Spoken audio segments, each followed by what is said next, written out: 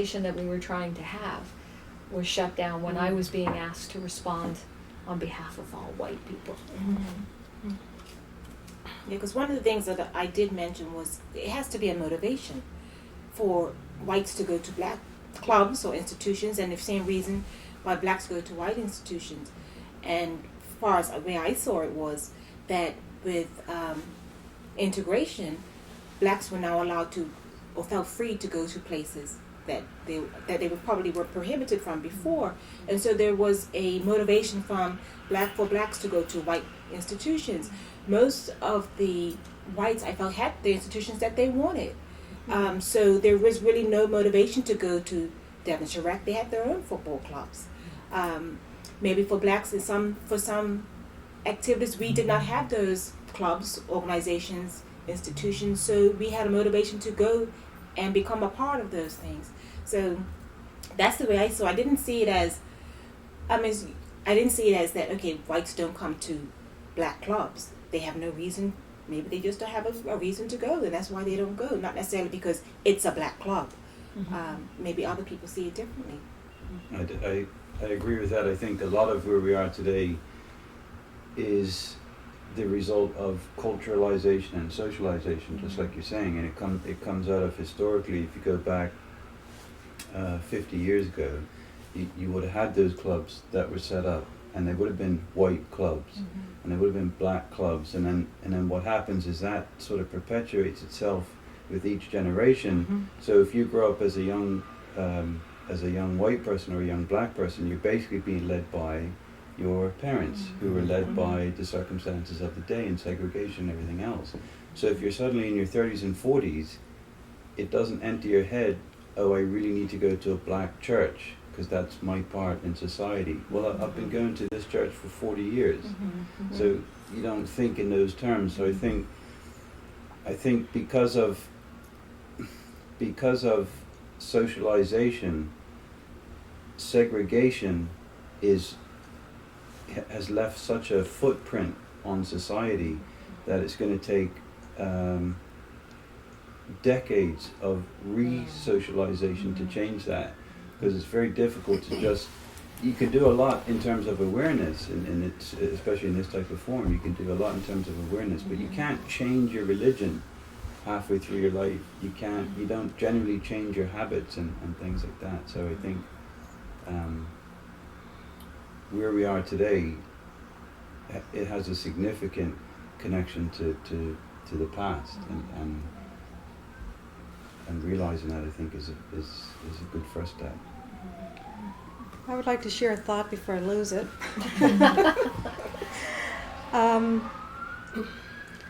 The thought that comes to me is that it does happen that often that a person from one group or the other will move across over to another group's place that's been traditionally the other person's place, and I suppose they're motivated to go there because there's something there that they want there. Now, the thought that I had when I was coming here, as I ran into the South African rugby team, and there was one black member of the team that I saw, that is, it led me to think about how do people respond when somebody comes into an environment that is not used to being there. I think that is very significant. If you make a person feel comfortable, even if you feel a little uncomfortable making them comfortable, I think that it makes all the difference in whether a person comes back again. I mean, we all know how difficult it is to meet new people. Even in a friendly environment, we tend to gravitate towards people that we know, are familiar with, and it's harder for us to go across the room to somebody who we don't know. You know, I think that's a common experience in all of us. My thoughts have been concerning the black on black situation. Like I said before, growing up, it was, you know, if you were very dark, then you were ostracized. And I believe that that kind of mentality still exists today amongst blacks. My burning question would be, why is that so? Why is it that blacks don't value each other? And we can talk about, when one black person reaches a social status or some kind of promotion or some kind of education, other blacks tend not to value that person or esteem that person if you're not in their circle, and so that would be my question. Why is that so? Yeah, that's another thought that I had in response to that. It's funny how the thoughts on the way here sort of I think that, we've spent a lot of time the last time talking about how to make, why don't the white people, come into the black environment and so on. And I remember us discussing, well, really, is it our job to make them, to force them into a situation that they don't really want to go in? And that's big. That's a bigger issue than whether or not your children play softball together. Or we're not. What we're talking about is not whether or not the individual white person is of goodwill and can commingle with his black counterparts. We're talking about structural realities, structural inequalities, which are related to, but also separate from the individual mix. We have yet to talk about things like white supremacy in education. We need to address these things, which again go beyond whites and blacks being able to play softball together. We need to talk about re-education in order to start healing, and we have never done that in this country. Any therapist worth his or her salt would tell you that you need to start at the point, the origin of the injury, the pain, in order to move that person forward. We have yet to do that, and we foolishly believe that because blacks have acquired a certain degree of wealth, we have somehow moved beyond that injury. A friend of mine was telling me, if you're abused as a child, you'll carry that through. We as a people have been abused for centuries, and we have an education system which totally disregards that, ignores that. That to me is criminal, and that is a point where I think we should start. Then we can play all the softball we wish.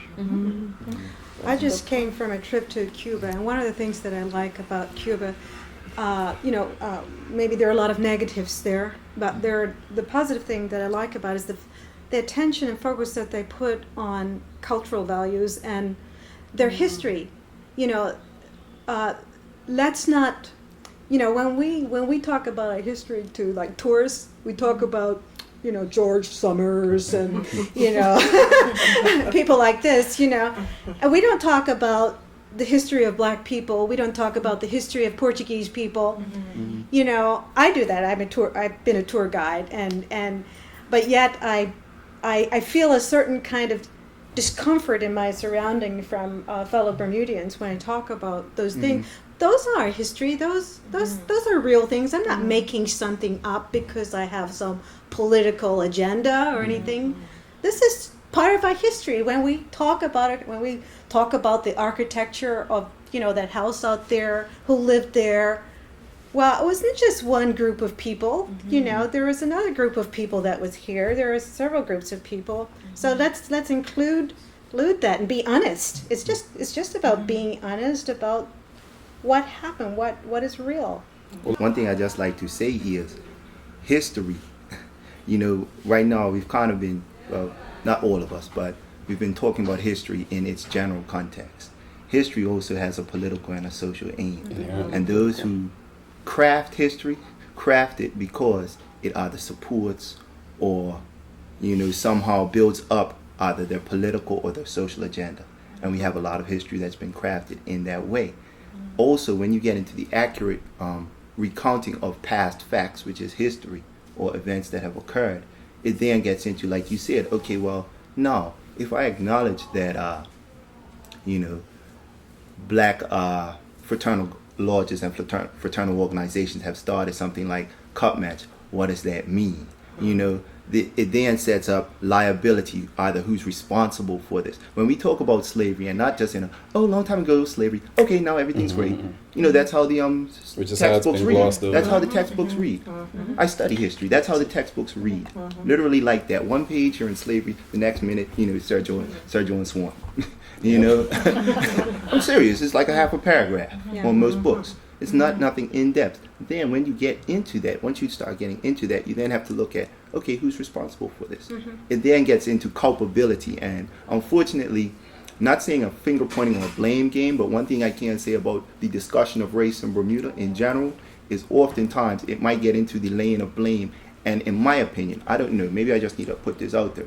Do whites feel some type of collective guilt, or do they feel when we gather at the table to discuss race, do I want to, you know, is this just, okay, they're going to come up here, point the finger at me because my great-great-great-great-grandpa, 600 times removed, had some slaves. It's a fact. But however, what about the social institutions that have been built upon the wealth created by that slave?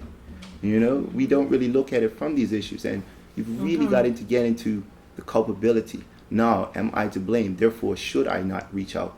Because if I bear some type of collective responsibility for this, should I therefore not reach out? You know, so it gets into a lot of those uncomfortable regions, and that takes in more than mental assent. It takes more than attending a game or attending a church service. It hits you in your pocket, quite literally. It's financial. It hits you in your pocket and hits you in political and social structure. Who has the power in these things? Something that both of you said that, well, I agree totally in terms of the understanding of the history. Theo, I can't answer your question about can whites accept, because again, I come up with, I can't answer for everybody else. Okay, I can only answer for me. Right. Although I think your question needs an answer. Okay, but I believe that the answer can, a real answer can only come from within. Right. And in terms of both of you, and even touching on what you said, Yvonne, in terms of the personal hurts, okay, I believe that everybody in Bermuda would benefit from knowing exactly what you said, knowing the in-depth history of what has happened, because it's only with that can you understand.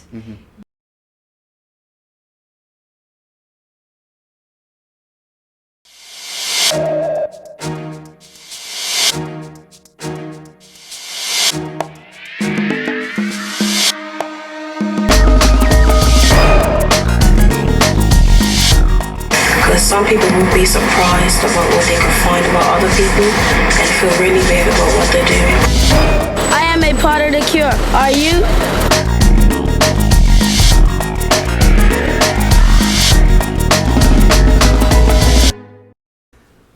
When you don't discuss something, it leads to a lot of issues. I've heard people say, and I still cringe at it. In and of itself, it's something very politically correct that I've heard some folks say.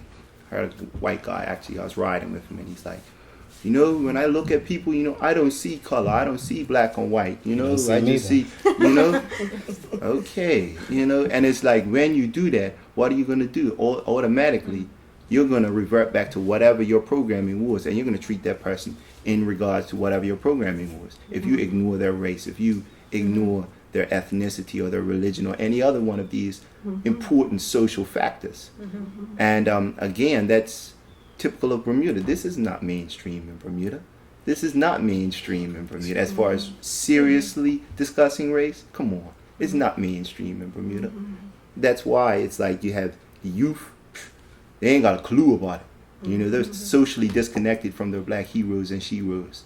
Totally disconnected from the historical ones. And even the ones present, you know? And it's like, it does not help either one of us, because you made a very astute comment in saying that, you know, it made you sensitive, you know, the fact about coloring. Yeah, because these diversities exist and we have to deal with them. We can't just plow through, because what often happens is the status quo historically on this island was set up by white British. So therefore, if you say, oh, I'm going to ignore race, ignore ethnicity, ignore all these other factors, you're going to automatically fall in line with the train. And the train is, let's promote white, British, Eurocentric thought. That's the train, and we've got to accept that. You know, not saying that's a good thing or a bad thing. I'm not here to even cast that judgment right now. But it is a thing, and it is a fact. So without addressing race, without intentionally putting this up front, just like we intentionally put up front international business in the schools and computer literacy in the schools and all the rest of this, let's put this up front. Theo, you made an interesting comment that I heard, that we heard hundreds of times, didn't we, at the diversity program, and that was about when a white person may say, well, I don't see you as black. It actually is, but it comes back to exactly what you both mentioned about, that actually isn't meant as the hurtful, negative aspect that comes that it conveys to you. It isn't meant in that way. It's actually meant to be a statement that says, I accept you as you are. But it's only through the education about, I mean, in this program we were told, but it was one of the other ladies who actually said, who gave me an understanding, because I'd heard that as well. I may have even said it, for heaven's sakes, but out of a genuine, not meaning to hurt you. But how I learnt that statement is hurtful to a black person. I didn't know that. I wouldn't be able to explain it to my kids. If the black people in our diversity program hadn't said to me, do you know how painful that statement is to me? Do you know how much that hurts me? And said exactly as you said. When you say that to me, you're telling me you don't see me because I want you to see every inch of my blackness. And until that was said to me in that way, I had no idea. I had no idea that it was a painful statement, only because it was what they conveyed that was under that to me. I need you to see my blackness. I want you to see it because it means something to me, and it signifies what I've had to fight for, and everything that came under it. But until that was said to me, it didn't have the meaning that it does now. Can I just piggyback on that, because I wanted to offer the other perspective of that is, can you imagine the frustration as a white person where you've just had to use all your words, you've just laid your heart out, you've said I'm genuine, I really am accepting, and I'm trying to do the right thing, and then to be dismissed because you haven't said the right thing. And now we're back to square one. We're right back to square one because it's just like a child. If they do their best and you shut them down, don't expect them to even try again. And I think that is the key. And you talked about, Theo, you talked about mainstream. This is not mainstream. And you're right. And it's because it's not mainstream that things move so slowly. Because you stick your oar in and it doesn't work, so you don't go back. Or it takes a long time to go back. So I just wanted to offer that while that may not be the right thing to say, turn that around, and there's got to be some type of appreciation for effort, appreciation for sincerity, and then dialogue to explain. Well, this is how I feel about it. This is how it makes me feel. I think that is the essential point there. Really, is how that telling somebody how that makes me feel. And I think that what the difficulty is with many people is to express how that makes me feel.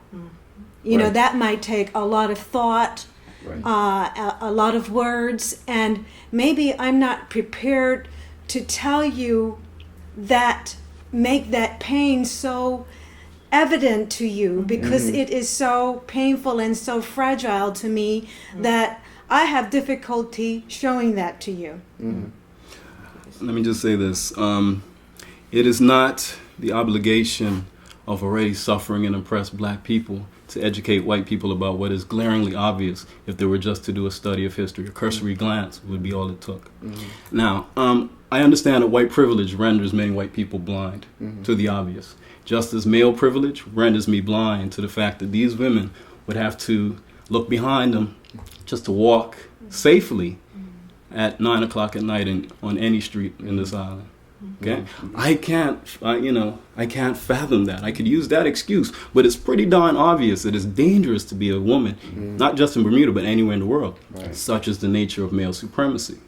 And I don't think it's, the obligation of women to educate their oppressors about the nature of the oppression. It's our job as oppressors, as men, to educate ourselves, because we are joined. Men and women are joined.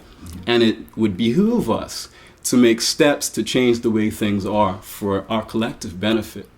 I think white people need to do away with that talk about, I tried my best, I really did, but you dissed me. That's it, I'm done. No, that's a cop-out. Just as men cannot say, well, these women are angry at me, I'm just forgetting about it. No. We did this. Just as you did this. So just as you did this, and you being ancestors as well as present day, it is incumbent upon you all to get together and really work to undo this, just as it's incumbent upon men to start to dismantle male supremacy. Can I tell you what I'm hearing? I need to say this. This is what I'm hearing. If you don't make the first move, nor am I. No, moves already being made with black people. My issue is not and has never been the education of whites. I think, again, that is something that whites will have to do for themselves. It's very important. And I've met courageous white people overseas who are active in anti-racist campaigning and who are doing work and who take unpopular positions amongst their white peers and who are actively and valiantly working to better the world. Okay? It's not a matter of, if you make that step, I won't, it's not that. But the step has to be made. And just as I gave the analogy of male supremacy and male privilege, it's the same thing. Okay? We have the privilege to walk anywhere on this rock and not have to worry about certain things. I think one of the things is simply motivation, because what Colwyn touched on is very important. It's motivation. How driven are you for this? We seek for better cars in Bermuda. We seek for make a lot of money so that, our kids can go away to these fancy universities, Harvards and the Oxfords and so on and so forth. We seek for bigger homes. We seek for better vacations, more material things, on and on and on and on. How much is really human harmony? Human harmony. How important is that? How seriously do you take that? Because it's like anything else. If you take it seriously, you're going to work towards it. However, the thing that, like I mentioned earlier, is when you ignore certain things as far as race, racism, and these other disparities which take place, is basically all you're doing is sitting back on the train of status quo. And the train of status quo was set in motion, as I will repeat, and probably end up saying it again, historically by British and other European landed gentry, as my brother says here, or basically people who are just taking advantage of something. They were set up politically and economically to take advantage of something.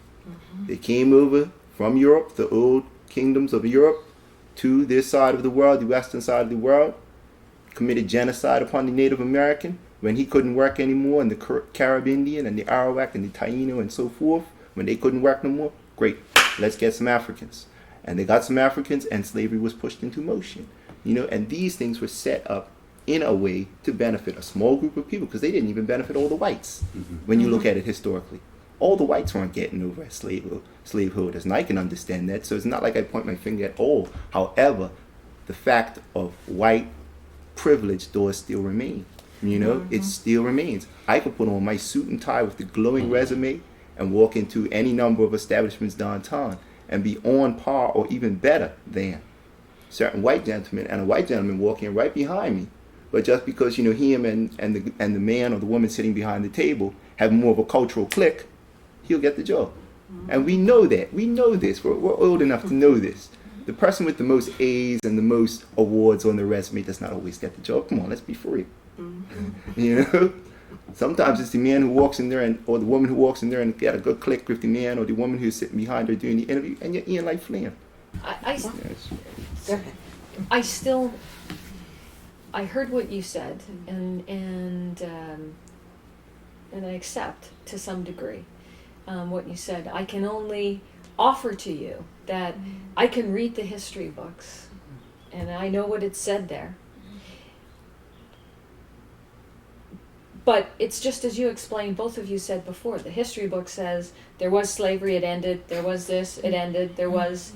So I can only tell you that for me to gain the understanding, the best understanding that I've had has not come from reading any books. The best understanding that I have about what has happened to Black people through the mistakes of the past has come from listening to and from hearing from other Black people about the pain. And I'm not saying that it has to be you that reaches out to me. I would agree that I have to come and reach out to you. But I would offer to you, I just need to tell you that reading and finding out what happened, I had that.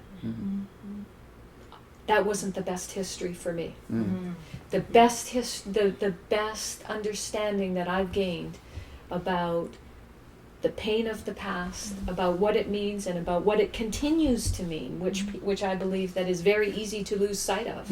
When I see Marla's son get offered, when I hear about Theodore going to this university, that university, getting this scholarship, that scholarship, when I look at some of the young Black people that I have helped in terms of, you know, their education and their jobs, it could be very easy in my realm, in my world of contacts, to say things are okay. Because the people that I'm working with, Marla, I hear her boys have got this, they've gone here. I talk to your mom, I hear Theodore's gone here, his sister's gone here. The best understanding that I have of the pain of the past and the pain of that's still here, and the work that we still have to do, and I take that as me, the work that I still have to do, is only really that I get from when I hear from you about what's your pain, what is your experience. Let me add to that. One of my best and greatest joys as a parent has been talking to my children, talking to them and helping them to appreciate and understand who they are, that they are Black, that they will forever be Black, and that they can take pride in that. We have talked extensively about every and anything. We would talk until the wee hours of the morning, just to talk things out. And I think that that not only helped them, but that also helped me as a parent to understand some of the issues they were dealing with in wherever they were in their journey. But I wanted to help them through the world and make sense of the world that they're coming up in. And I saw myself as having the expertise. So it was my job to do that. I could not say that I'm going to leave my children to discover this for themselves. You know, I needed to tell them some things. And so they heard that from me. You know, and one of the things they heard from me was that, you know, you are fine. You are a fine Black young lady, and you are an upstanding Black man. They heard that from my lips because I thought that I needed to tell them so. Because when they went out the door, maybe nobody was going to tell them that, but at least they knew that their mother thought of them that way. I was not ashamed to be Black. And so I didn't want them to be ashamed to be Black either.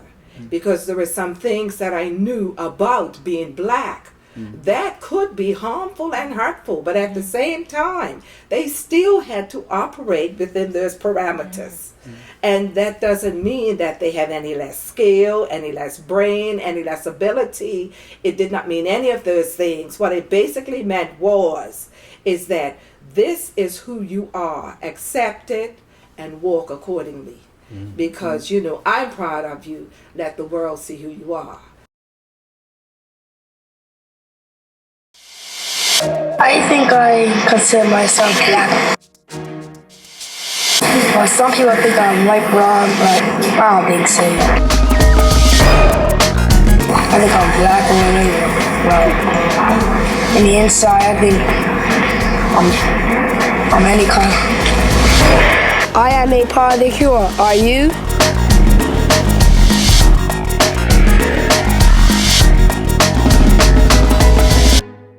One of the things that was sort of a kind of a ticklish thing for me when it came to buying gifts for my white friends, I started giving them books about Black history, and I noticed that those books wouldn't get read.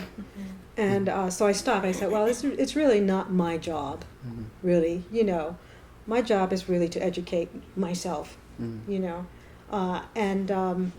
But I do, that's one of the things that if anyone asked me, what could I do?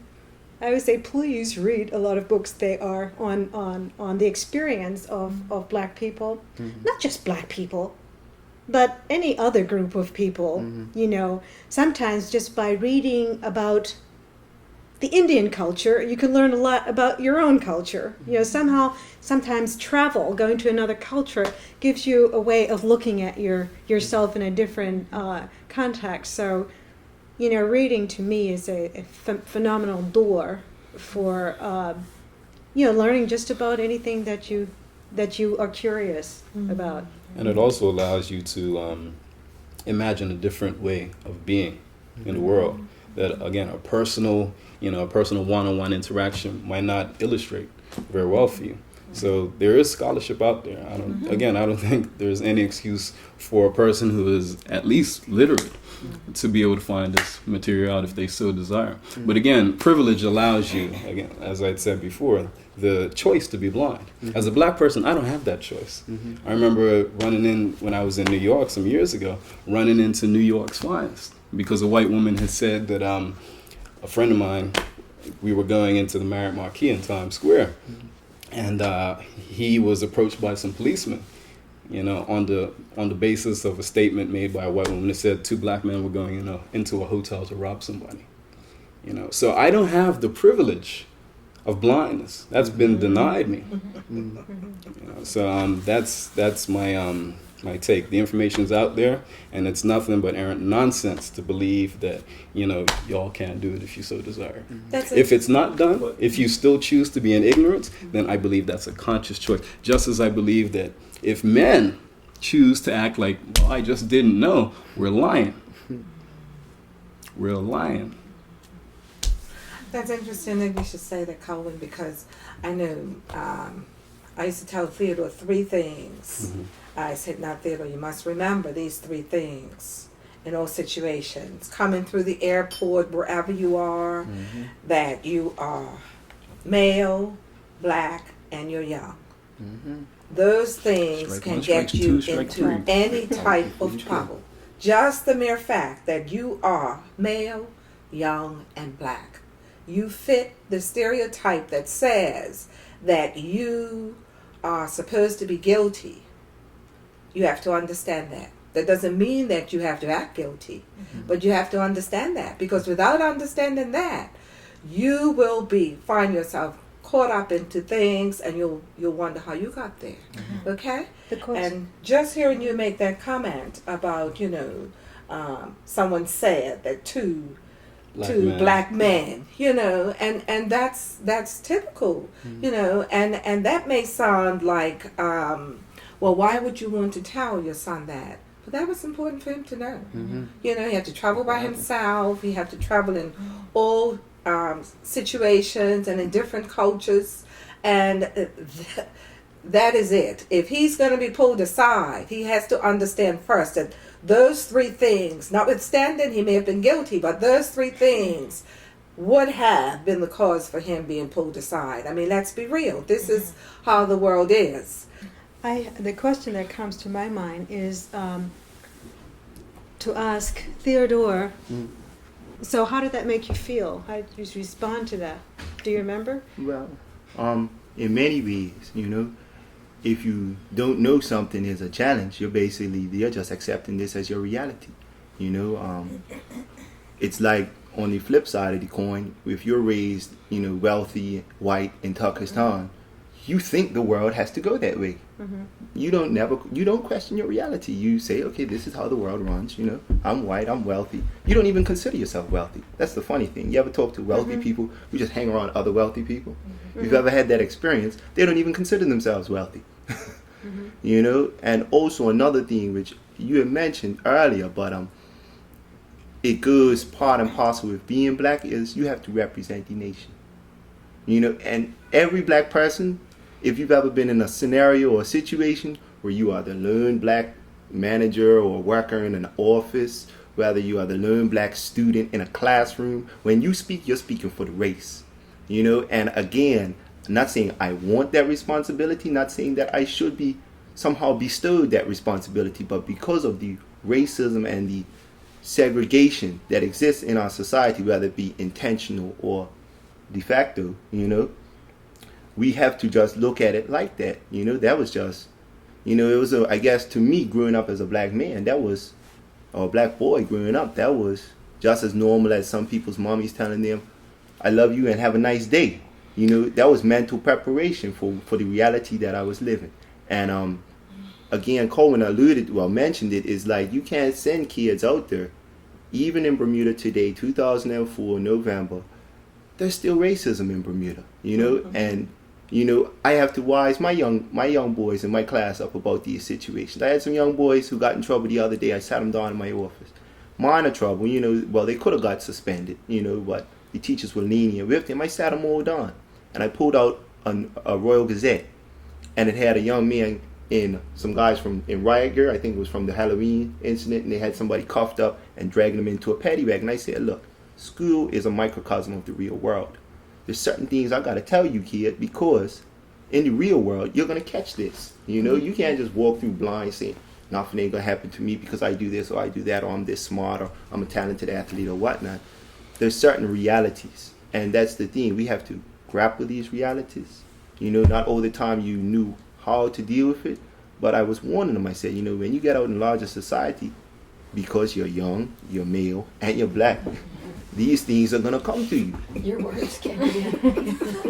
But it's still reality. It's important armor for the war that we're in, you know, and it's these things are there. So unless you want a youth or somehow counsel them in some form, you know, in some form, you know, you're really doing them a disservice, because that's reality and that's what they have to deal with. Yeah, you can't send a child out on a battlefield, like, you know, with just a full belly. I mentioned that before.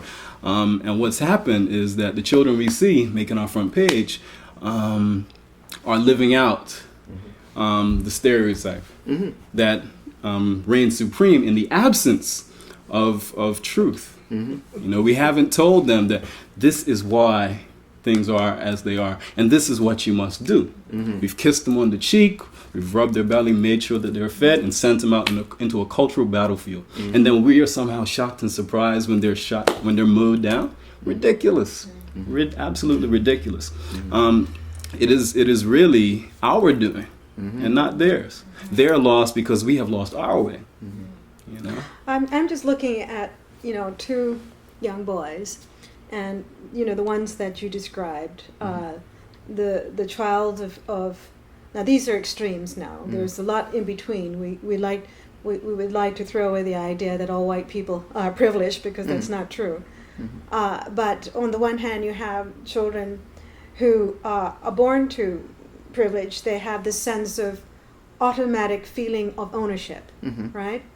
And here's the mother who has to tell this other child that you have to be especially strong, really. You know, so what you're doing is you're kind of culturing a fighter, you know, so, you know, you're always in sort of fighter survival mode, and you might even be cultivating a mode that someone carries with them throughout their lives, even when it's not needed, you know, in certain situations that are not needed. I don't know, I'm just looking at these two situations, and I suppose the question I want to ask is, how do we create kind of a balance? What do we say to, is there something that we could say to that child that has this sense of ownership?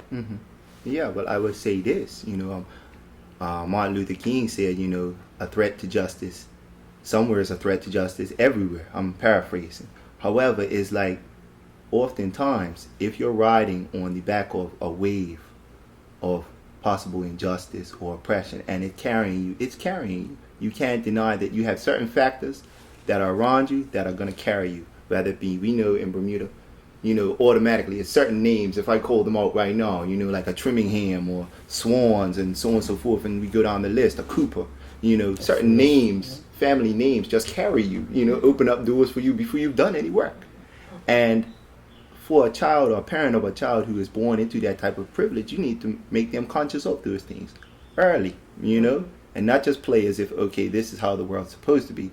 No, son or daughter, our family or your parents, whomever, has set up certain wealth or certain prestige in this island whereby my name can open a door for you. However, I don't want you to lean on that. One.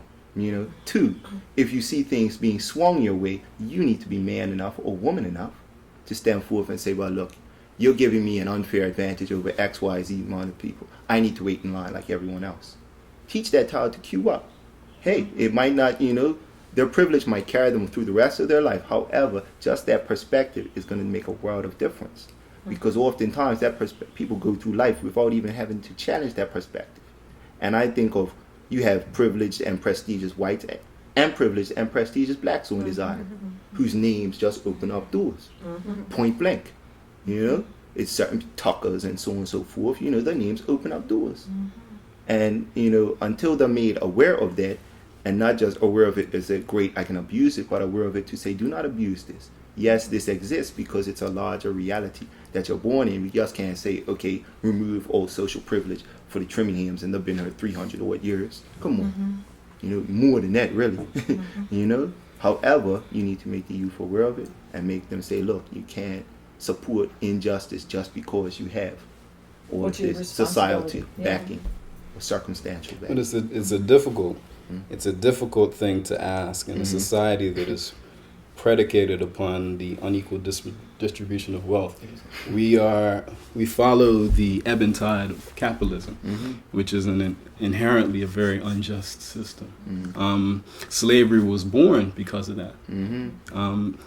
So for me, it's like people say, well, the way forward is black capitalism. But if we start with something that is corrupt, it doesn't matter if it's black capitalism, white capitalism, Just or perpetuating the same thing. Asian, whatever. So, I mean, and I know the conversation wasn't heading in that direction, but it is something that's always bothered me in talking to other black people.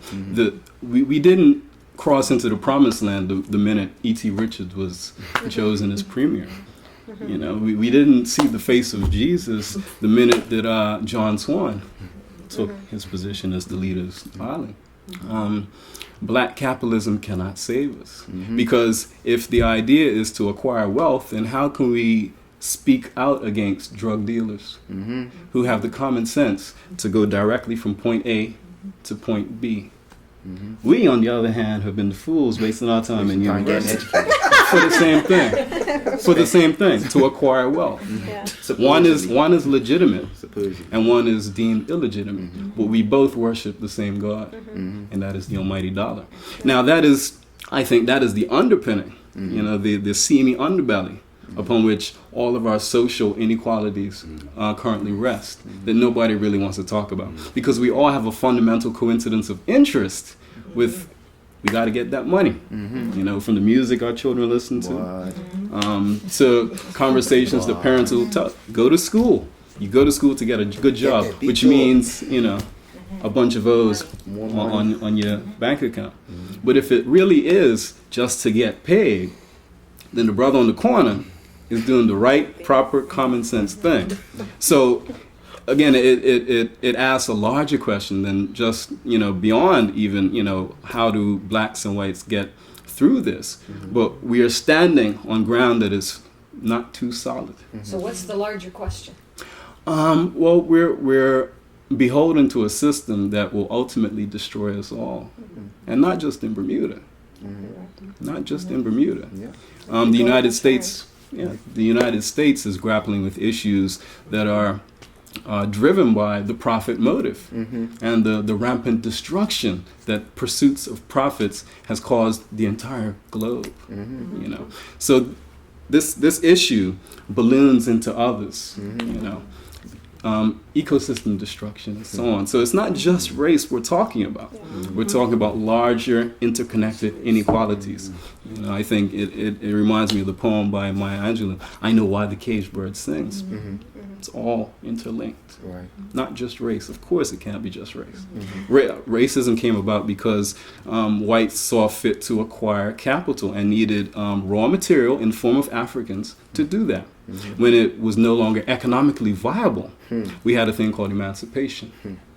Now, it had nothing to do with, you know, these black people need to be free. No. Industrial Revolution. I can make more money with a machine. liberating these enslaved Africans than keeping them. Profit versus loss. Exactly. And I think if we start approaching this conversation from its point of origin, you know, burgeoning capitalism and the Industrial Revolution, and again, a proper critical analysis of history will point these things out to you. Then we can see with greater clarity what we're really dealing with. I should give myself a self-evaluation so I can judge myself. In a way, it would help me not to judge anybody else because my main focus is working on making myself a better person.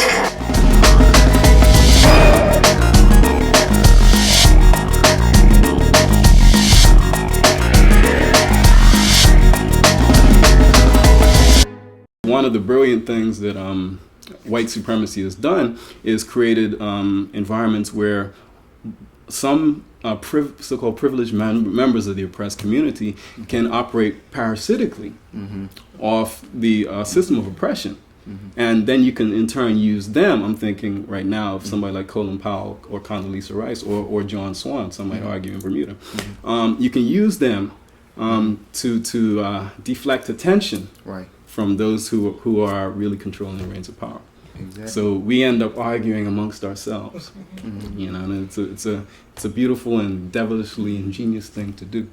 But I just wanted to throw that out there, that we need to at least look at the other ism, capitalism, in a serious way if we are going to do justice to a dialogue about racism, because you can't separate the two.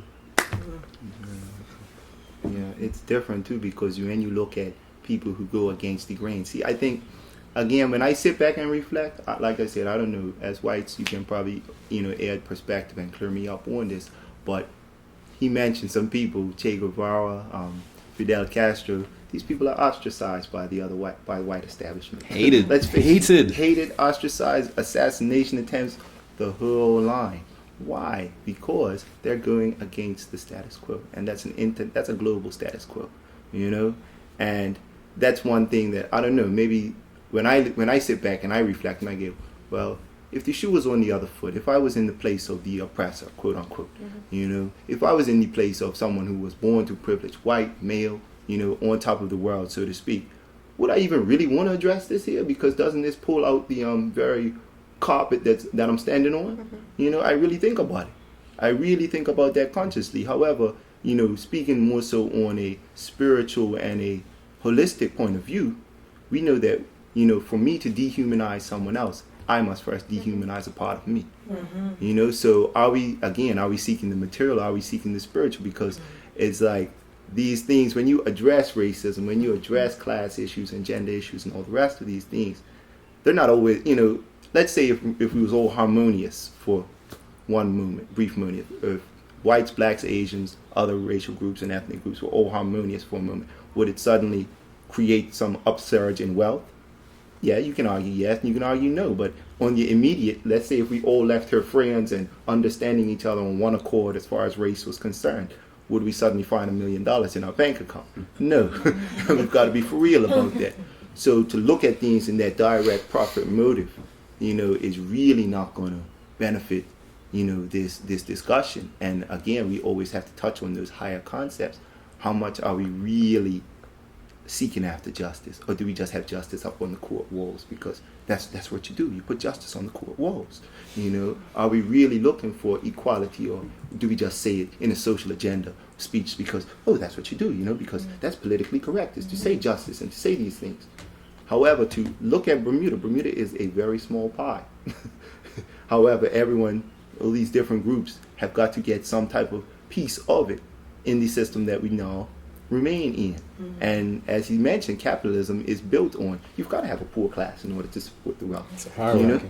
You've got to, you know, and economically it just won't work. You know, you can sit down and do the math all night. It won't work. We realize this. However, to get along harmoniously in this small place called Bermuda, you know, it's definitely going to have to be some give. Like, and that's what I wonder. I don't know, do whites already acknowledge this and say, well, you know, if I come to the table to discuss this, it's going to mean that I've got to give this portion, or I've got to release the reins of either political, social, or economic control in some area. So I'm not even going to approach this issue because I know somebody's going to ultimately ask me a question to say, look, you got to let off something. Is that what's going to come up? I don't know. I think that's what the hesitancy is. I think that's why then it becomes a lot of talk, but nothing beyond that. Because Exactly. it comes to a point that someone's, okay, this is where I start losing something. This is where I'm going to have to give up something. And I'm not in a position to put myself in that position to be the one to say, okay, well, I'll step forward. And therefore we talk, and until we get to that point that people are willing, maybe not to be afraid to make that move, we will always just go so far. I don't really refer to myself as anything, but it's mostly white. I don't really care what people say about me.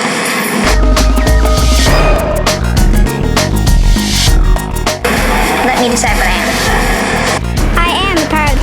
I am a part of the cure. I am a part of the cure. I am a part of the cure. I am a part of the cure. I'm a part of the cure. I am a part of the cure. Are you? Are you? I hope one of these generations we get it right. And it has to happen at some point. And I think as an island nation, at some point we have to start at zero. We have to, because the longer we silo, and that's what we see all the time. Our children and their children and their children are going to sit in this room and have the same conversation. And I don't know how that happens, and I don't know what it looks like. I just intrinsically feel at some point we all have to agree to start from scratch. Not start from scratch literally, but say, look, we can't keep looking back because we're going to bump into something in front of us. We're going to have to, at some point, all turn around at the same time and start moving forward. And I firmly believe, in all my experience, and I've been involved in this kind of work for 7 years now, and everything I do and everything I read tells me the answer lies in dialogue. That is the only way people come to commonality, is to share their ideas. That's the only way it happens. I have to say, we do need to look back in order to go forward. We fear looking back. That's why we tend to whitewash it. I don't disagree. But if we try to move forward looking back only, we're going to bump into stuff. So it has to be both. I understand what you're saying, but we haven't even begun to look back yet. Not truthfully. Not honestly. So I would say, let's start there first, because it's pain. It's birth, giving birth. I'm not a female, son, but I hear tell that giving birth is extremely painful. And if what you're talking about is giving birth to a new way of being in this island, extremely painful. There's going to be a lot of anger, and there should be a lot of pain, a lot of tears. But at the end of that experience, there's something more beautiful, because what we have now is a corrupt and pathetic excuse for a society. We live alongside one another, sharing physical proximity, but never the two shall meet. So we might want to stop living this lie. But we have to go through the pain. We have to go through the ugliness in order to get to the beauty at the other side. I have to say that I support that, because on the basis of individual experience, when people look to their own need to heal their own personal self, whether it's got to do with race or whatever, your own human experience. If you find yourself in, all of us need to heal somewhere. And the process, unfortunately, whether we like it or not, is addressing pain and going through it. And we have to do some grieving, and we have to do some backwards and forwards, backward and forwarding, unfortunately, too, until we reach a place of acceptance, and then we move forward. Sometimes we can move forward a little bit while we're going through that process too, but we certainly can't do it without addressing the painful part, opening that wound again. I'm sorry to say that we have to go there. And I think we're in a denial. I think because we're not at each other physically on a daily basis, that we kind of allow ourselves that we do get along. I'm here able to sit here with you and talk, and our kids go to the same school, and that's all great. And I think we kind of allow ourselves to believe that things are great. And I think not until we really talk about it, the dialogue is definitely essential. We need to talk about it, but we also need to accept on both parts, everybody, that it's not perfect, and that we need to look at what happened in the past, acknowledge what happened in the past, and then move forward together. Not one person leaving it to one side or the other, but together. And I think when we want to get to the part of looking at what has happened, that's where we come up against our problems. We haven't got to the point that everyone is saying, okay, yes, there are race problems in Bermuda. I think people believe that we all live happily together. The concept that we had slavery, but we had happy slaves. There's it's that same type of it's that same type of feeling today. And I think that until we realize that no, we do have problems, we need to address those problems, and we need to move forward as a community. And we can't deny it, because I can teach my children the right things and teach them everything they need to know, but we live in a community. And my children go to school and mix with other kids that may not be getting that same experience, and it all affects us all. In the long run, it affects us all. We can get to the point of gated communities, but that means I also have to worry about when I go outside that gate, and when I come in and locking that gate, and I don't want to live that way. Well, you also have to worry about the guy who's at the gate. That's true. So I think we definitely need to just keep discussing this and really pushing forward with the dialogue. I agree.